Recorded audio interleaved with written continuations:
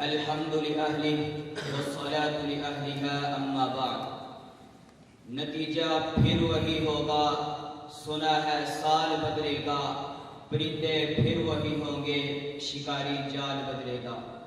جناب صدر ذی وقار مصنفین مقابلہ اور میرے ہم مکتب ساتھیوں، آج میں جس عنوان کا سہارا لے کر معافی ضمیر کرنا چاہتا ہوں وہ عنوان یہ تصور تو ہرگز ہمارا نہیں کے نام سے معین ہے۔ جناب صدر، آج کا عنوان محض ایک تقریر کا موضوع نہیں یا الفاظ کی ساحری کا بہانہ نہیں، بلکہ ایک ایسی تلخ حقیقت ہے جس کا فراموش نہیں کیا جا سکتا۔ جناب صدر، جب میں دیکھتا ہوں کہ بر صغیر میں اسلام کیسے داخل ہوا تو مجھے نظر آتا ہے 712 عیسوی میں محمد بن قاسم چند عورتوں کی خاطر بر صغیر میں داخل ہوا۔ وہ عورتیں کون تھی؟ ان کو لنکا کے حکمران نے حجاج بن یوسف کو بیچا تھا۔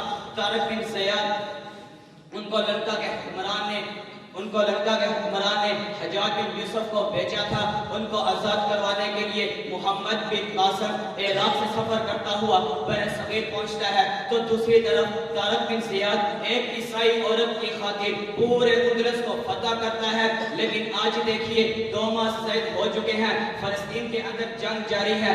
اس زمین پر 57 سے زائد مسلم ریاستیں ہیں جو خود کو خود مختار کہتی ہیں، لیکن جب ان سے سوال کیا جاتا ہے کہ آپ فلسطین پر ہونے والے ظلم کی مذمت میں اسرائیل کی مرمت کے لیے کیوں نہیں نکلتے تو جواب آتا ہے ان کے پاس وسائل بہت ہیں، ہمارے پاس وسائل بہت کم ہے۔ یہ تصور تو ہرگز ہمارا نہیں کہ ہم مخالفین کے پاس موجودہ وسائل کو دیکھیں۔ ہمارا تصور تو یہ ہے کہ بدر کے میدان میں 313 1000 سے ٹکرا جائیں۔ یہ تصور تو ہرگز ہمارا نہیں کہ ہم اسرائیل کو سپر پاور مان لیں۔ ہمارا تصور تو یہ ہے کہ ہمارا رب سپر پاور ہے۔ تو پھر مجھے آج کے حکمرانوں سے کہنا پڑتا ہے، مانا کہ دشمن بھی کم نہیں، ہماری طرح ہتھیلی پر جان تھوڑی ہے۔ ہم جو کہتے ہیں کہ اسرائیل سپر پاور ہے، ہم جو کہتے ہیں کہ اسرائیل سپر پاور ہے، ہمارے منہ میں تمہاری زبان تھوڑی ہے۔ تم آج صاحب مسند ہو، کل نہیں ہوگے، کرائے دار و ذاتی مکان تھوڑی ہے۔ سبھی کا لہو ہے شامل اس پاک دھرتی میں، تمہارے باپ کا پاکستان تھوڑی ہے۔ جناب صدر، 14 اگست 1947 کو ہمیں ایک خبر سننے کو ملی تھی۔ السلام علیکم، یہ ہے آج انڈیا لاہور، ہماری اگلی خبر کا انتظار کریں۔ السلام علیکم، یہ ہے ریڈیو پاکستان لاہور، آپ کو پاکستان مبارک ہو۔ یہ کہنا تو آسان ہے کہ ہم آج آزاد ہیں، مگر آج پاکستان میں کوئی جسمانی غلامی میں مبتلا ہے تو کوئی ذہنی غلامی میں مبتلا ہے۔ یہ تصور تو ہرگز ہمارا نہیں۔ قائد کا تصور تو یہ تھا کہ پاکستان میں انصاف مساوی ہو، لیکن آج غریب کے لیے انصاف کچھ اور ہے اور امیر کے لیے انصاف اور ہے۔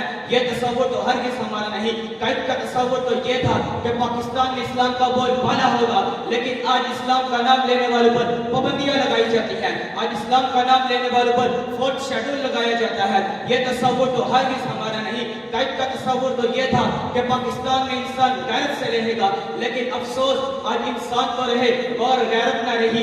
یہ تصور تو ہرگز ہمارا نہیں۔ قائد کا تصور تو یہ تھا کہ ایک ملک کے لیے ایک قوم ہوگی، لیکن افسوس آج ایک ملک تو ہے مگر ہم ایک قوم نہ بن سکے۔